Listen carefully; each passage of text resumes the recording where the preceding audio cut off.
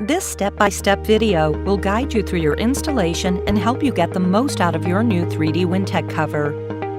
First, remove your 3D WINTECT cover from its packaging and place the cover on your car windshield. Make sure the black side of the vinyl is facing down against the windshield and the silver side up.